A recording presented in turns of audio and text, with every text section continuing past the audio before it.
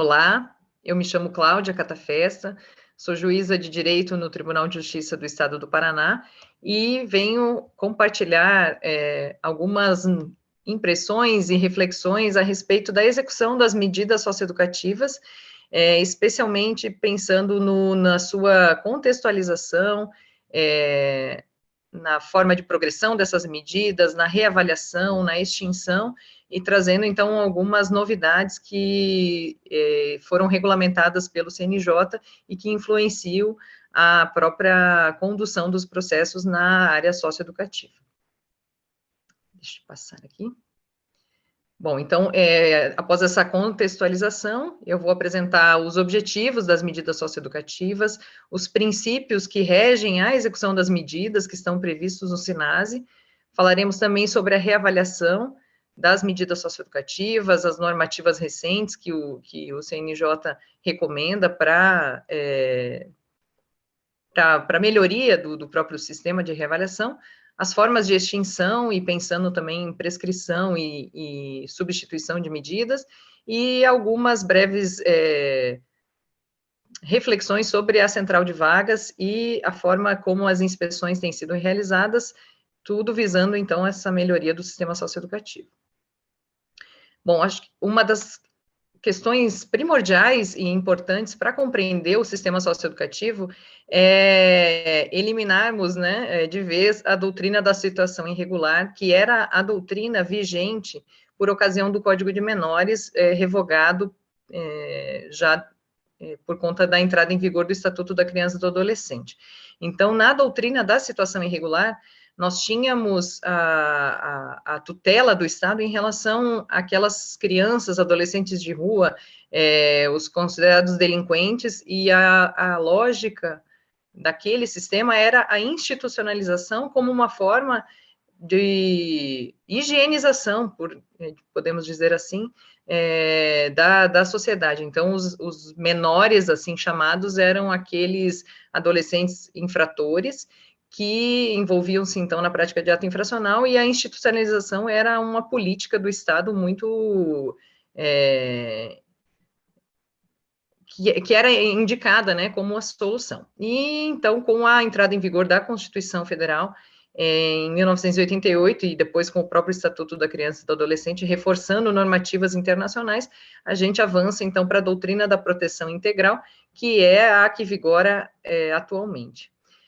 Uma das, assim, é uma imagem que eu pensei da internet, mas se a gente for fazer uma pesquisa em relação ao termo menor, aparecem várias notícias, e eu acredito que essa notícia, adolescente é assaltado por menor de 15 anos, revela essa grande disparidade do atendimento que os adolescentes em conflito com a lei recebem, não só pela nomenclatura menor, mas pelo próprio estigma da doutrina da situação irregular ainda presente nos discursos, né, mesmo passados tantos anos da promulgação da Constituição e do próprio Estatuto, nós ainda temos essa disparidade no tratamento de adolescentes que não estão envolvidos na prática de ato infracional em relação àqueles que estão envolvidos na prática de ato infracional. Então, essa imagem ou essa notícia, no formato como ela é indicada, ela deve nos incomodar enquanto sistema de justiça, enquanto sistema de garantias, porque ela revela essa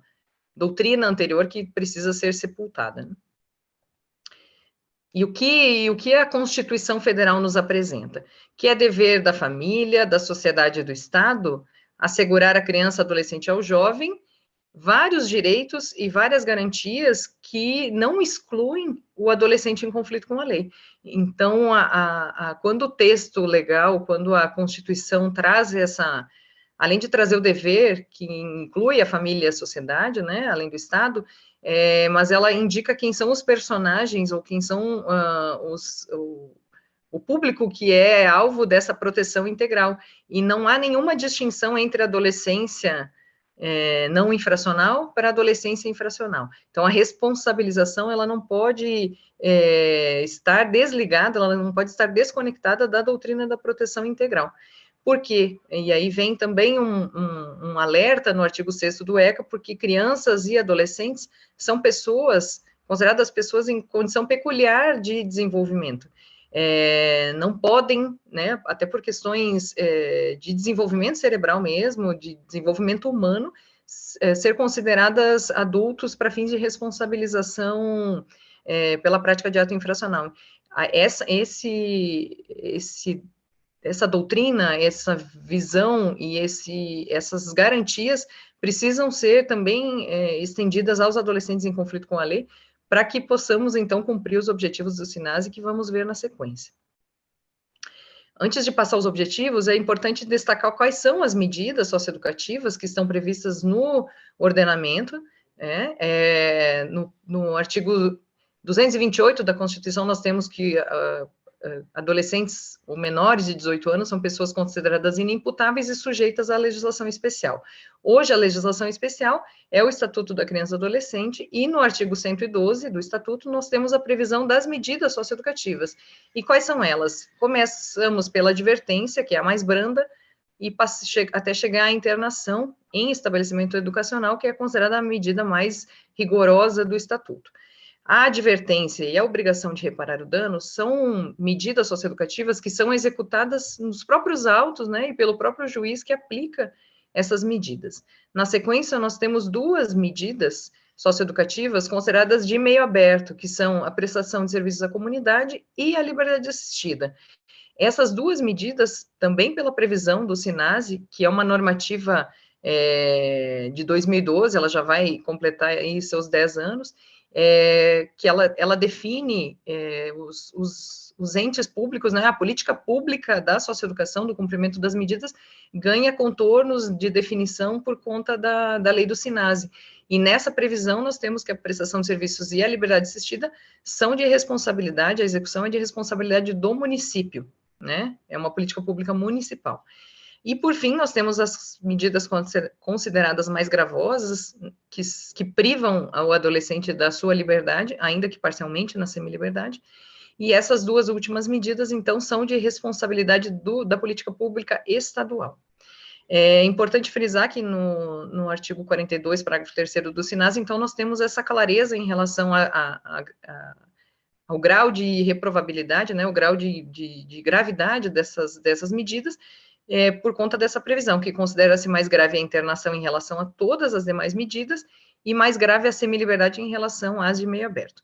Então, nós temos nessa ordem a ordem de gravidade das medidas socioeducativas. A semi-liberdade, ela priva parcialmente o adolescente da sua liberdade, e a internação, então, ela é um regime de privação integral, né, um afastamento do adolescente do seu convívio social e comunitário. Então, conhecidas as medidas, reforçada a questão da doutrina da proteção integral, que é a bússola, que é o parâmetro para a compreensão do próprio sistema socioeducativo. É importante também destacar quais são os objetivos das medidas socioeducativas que vão depois influenciar na própria reavaliação, na progressão, na extinção, na substituição, enfim, da medida que for aplicada judicialmente.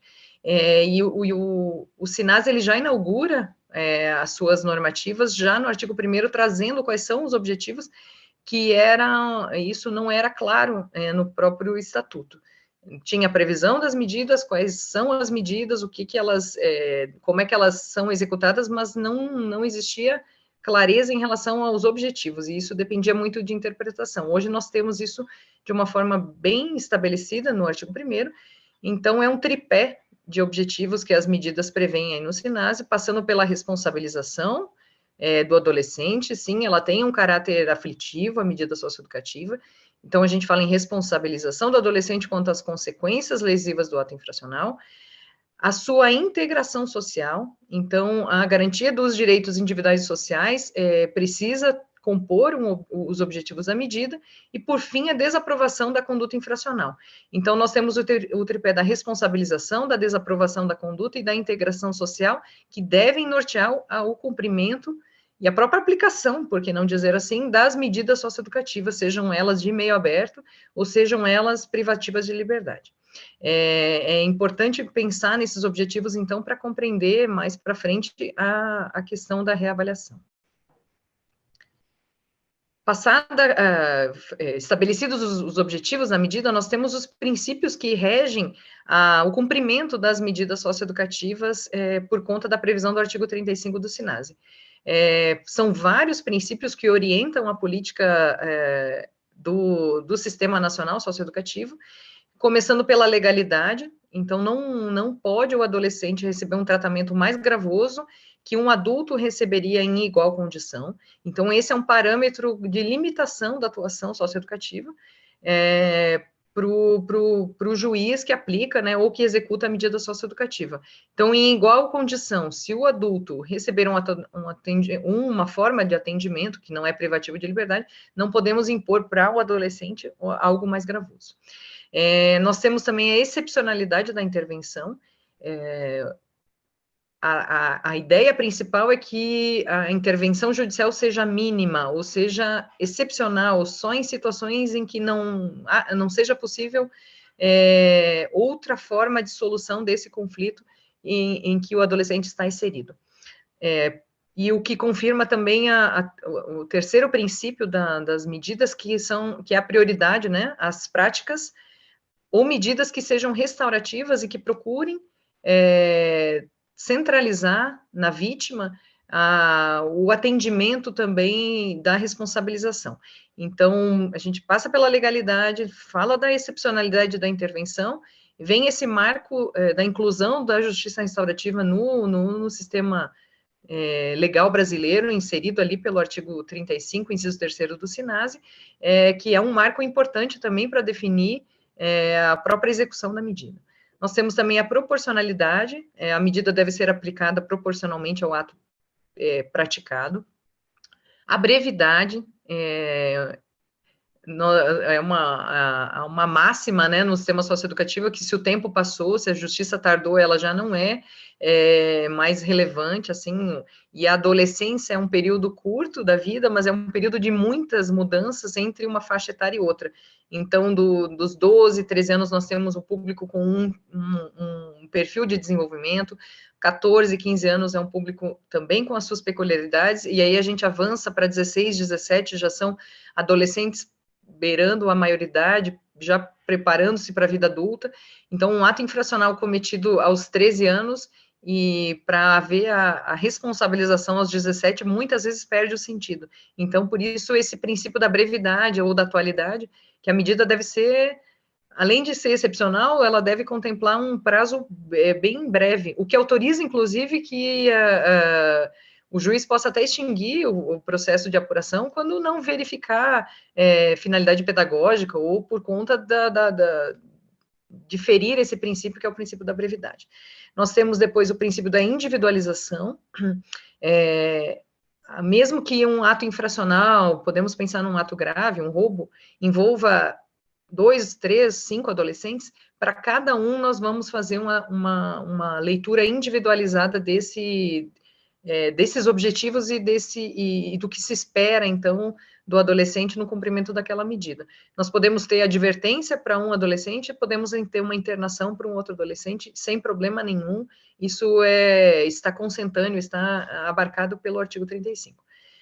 Depois, um reforço em relação à mínima intervenção judicial, necessária só o cumprimento daqueles objetivos. O grande foco, o grande norte da atuação é sempre pensar nos objetivos da medida. Eles podem acontecer de uma forma muito breve ou podem retardar-se, né, e aí demorar um pouco mais. Por isso que a medida não tem prazo, ela começa com um período mínimo, a gente vai ver na sequência que não é, a previsão é que se pode ser reavaliada a qualquer momento, não há prazo mínimo, mas que é o mínimo necessário para atingir aqueles objetivos. Um marco em relação à não discriminação, que também é um reforço do que já existe na própria Constituição, e o fortalecimento dos vínculos familiares e comunitários. Para o cumprimento das medidas, é necessário pensar nesse fortalecimento dos vínculos, deve ser o norte também da atuação do sistema socioeducativo do cumprimento. Fortalecer vínculos não quer dizer que a execução da internação não faça isso, né? Porque, às vezes, a internação é necessária para essa promoção do fortalecimento dos vínculos, então não há nenhum paradoxo entre a internação e o fortalecimento dos vínculos, mas esse deve ser um foco do cumprimento, né, por conta dos profissionais que executam a medida. Bom, e aí nós vamos para, eu chamo de reavaliação, que é o termo da lei, que abarca, então, essas questões, temas dessa aula, né? A progressão, a extinção das medidas, ou a suspensão, enfim, aqui nós vamos vê-las, né? Qual é a previsão do artigo 42? Então, no artigo 42, consta que as medidas socioeducativas de liberdade assistida, semi-liberdade e internação, elas devem ser reavaliadas no máximo a cada 6 meses. Ela exclui a advertência e a reparação do dano, porque elas são executadas, né, de pronto, quando aplicadas elas já são executadas, e a prestação de serviços à comunidade, normalmente, ela é datada, né, então o juiz fixa os parâmetros, tanto do período quanto da quantidade de horas. E as demais medidas, a LA, a semi-liberdade e a internação, consta aqui que elas devem ser reavaliadas no máximo a cada 6 meses, o que não impede que essa reavaliação possa ocorrer em tempo inferior. Então, a medida não tem um prazo mínimo, apesar de no Estatuto da Criança e do Adolescente constar que essas medidas têm prazo mínimo de 6 meses, vem a leitura sistêmica, né, e a leitura do global do sistema socioeducativo, com essas novidades trazidas pelo SINASE, indica que ela não é obrigatoriamente um mínimo de 6 meses, ela é aplicada, mas ela pode ser reavaliada a qualquer momento, né, assim consta aqui no SINASE. E aqui consta que a autoridade poderá, né, o juiz poderá designar uma audiência para essa reavaliação, o que na prática nós verificamos aí pelo país que acaba não acontecendo, né, são locais episódicos, né, poucas comarcas que fazem essa reavaliação por audiência.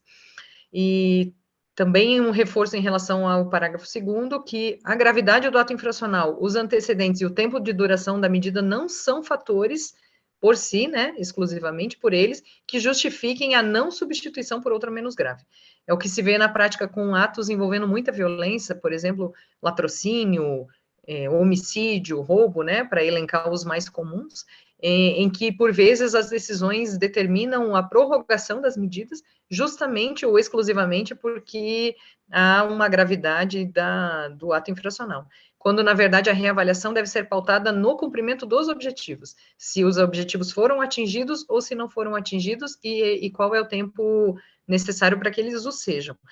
O que exclui, por exemplo, sentenças ou decisões que, mesmo que datem, né, que apliquem medidas por um ano e meio, o que não tem, né, amparo nas normativas, mas se o juiz fizer, isso não impede que o juiz da execução, porque o juiz do conhecimento é um juiz, o juiz da execução é um outro juiz, porque a execução, o juiz competente é aquele do local do cumprimento da medida.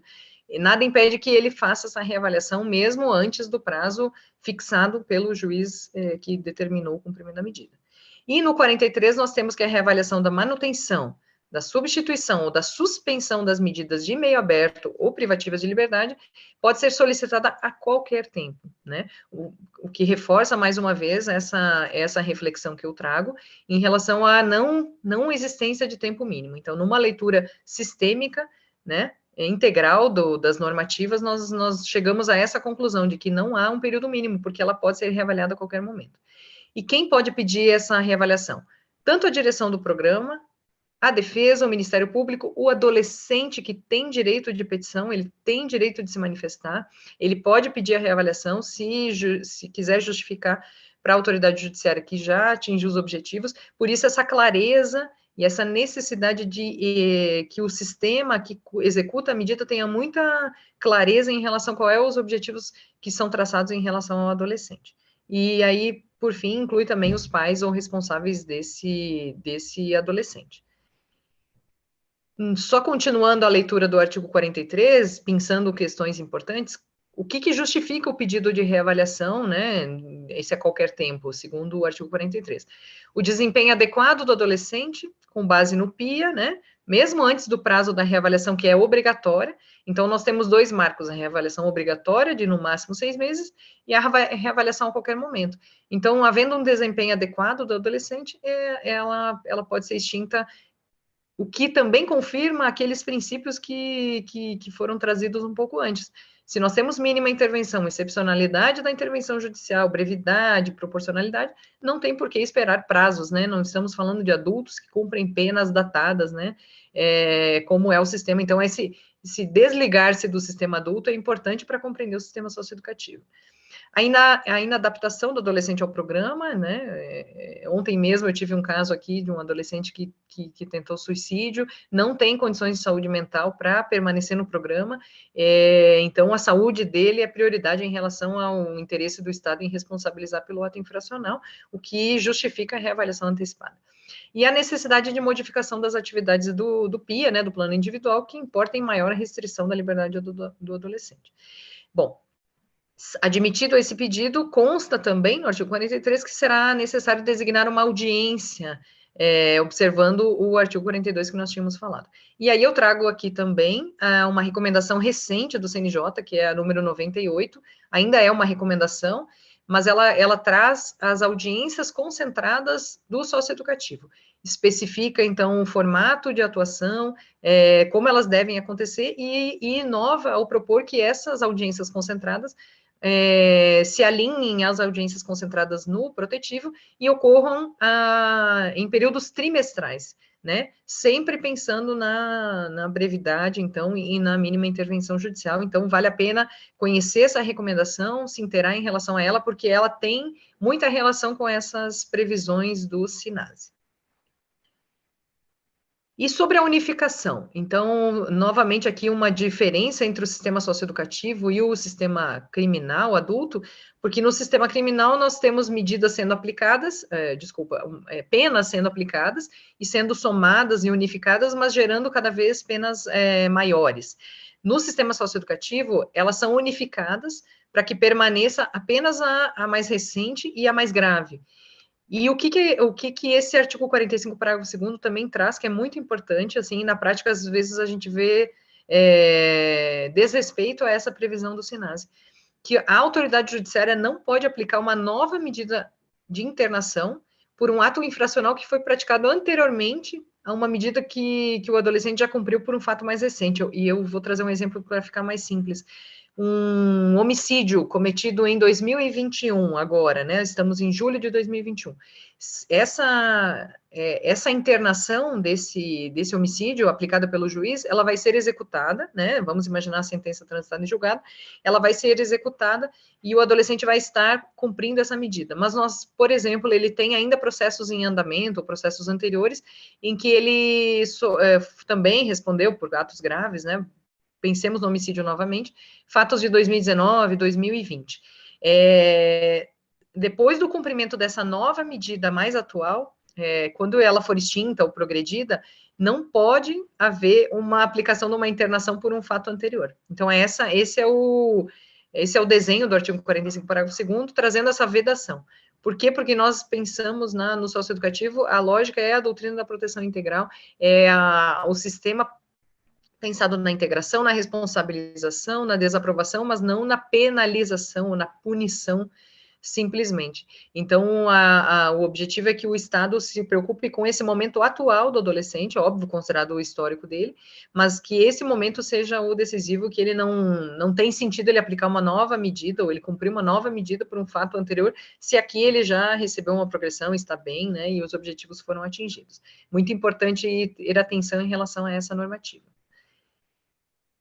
E, passando para a extinção das medidas, a previsão está no 46, em que momentos, né, em quais hipóteses ela pode ser extinta, né, a medida vai ser extinta pela morte, obviamente, né, perde o sentido, pela realização da sua finalidade, então, por isso, o reforço em relação aos objetivos, tendo cumprido a finalidade da medida, ela pode ser extinta, inclusive, antecipadamente. Então, é ela que dita a determinação da extinção, né, a realização da finalidade da medida.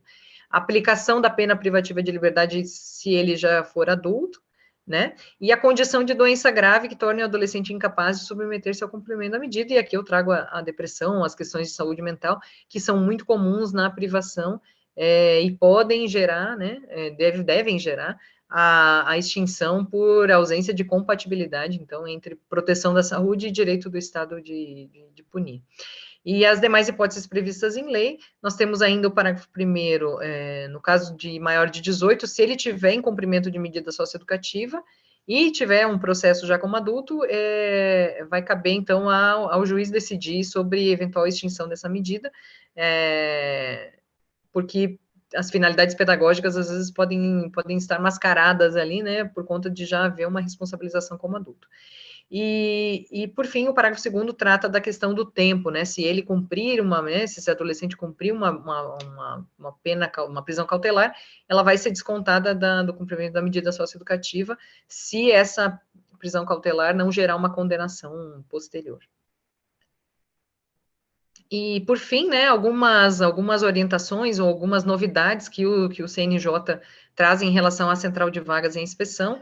Hoje, por conta do habeas corpus 143988, de relatoria do ministro Fachin, então ele determinou que as unidades de execução não ultrapassem a capacidade projetada, né? Há uma determinação que nasce nessa decisão de agosto de 2020, em relação à extinção, né, mais do que necessária, da superlotação. Então, não há como fazer um trabalho socioeducativo de qualidade com unidades socioeducativas superlotadas, consideradas, né, ou muito parecidas com o sistema carcerário, com prisões. Esse não é o objetivo do sistema socioeducativo. Então, veio em boa hora esse habeas corpus para limitar a questão do atendimento à capacidade projetada das unidades. E aí, nessa mesma esteira, o CNJ, agora em janeiro desse ano, traz a resolução 367, né, uma resolução e não uma recomendação, e determina a criação das centrais de vagas pelos estados. Então, eu falo do Tribunal do Paraná, nós temos uma política de central de vagas muito sólida e muito consolidada, que gerou muitos benefícios, né, em relação à própria organização do sistema de cumprimento das medidas. Quase zeramos a fila, assim, por conta da pandemia, houve um contingenciamento das vagas, e por isso ainda temos uma fila muito breve, mas houve uma organização desse sistema, e hoje é uma política pública judiciária, cuja determinação, né, vem do CNJ para que os tribunais sejam protagonistas nessa articulação intersetorial e interinstitucional para criação, então, das centrais que limitam a capacidade e aí projetam, né, o sistema para que ele contemple, então, qualidade mais do que a punição, né, porque a superlotação acaba gerando essa punição sem nenhuma responsabilização. E duas resoluções que eu acho importante trazer aqui nessas breves reflexões, são a resolução 165 de 2012, com as alterações recentes da resolução 326, né, 326 do ano passado, 2020, que dispõe que a competência para o processo de execução é do juiz do local do cumprimento da medida. Então, toda a normativa das guias, né, a alimentação do sistema do CNJ, e também a definição clara da competência, que era uma dificuldade antes do próprio SINASE. O SINASE também não foi muito claro em relação a isso, e a resolução vem e pacifica essa questão. Perdão, não temos hoje mais tantas dificuldades por conta do tempo, mas esse marco de que o juiz competente para executar, para pensar nessas reavaliações, nessa extinção, na observância dos princípios, é o juiz da execução, é o juiz que tem o contato com o adolescente. As inspeções são os momentos importantes e necessários para que o juiz, né, esteja próximo das unidades executoras das medidas socioeducativas e verifique junto a essas equipes, né, não só num olhar de controle, de fiscalização, mas também num olhar de aproximação e diálogo, se esse sistema socioeducativo está consentâneo, se a execução está equilibrada em relação às previsões normativas que foram trazidas hoje aqui nessas reflexões. Bom, com isso eu encerro a minha participação nesse curso, agradecendo a atenção, me coloco à disposição no e-mail indicado aqui nesse último slide, e espero que as reflexões tenham sido proveitosas, e me coloco à disposição para maiores diálogos. Muito obrigada.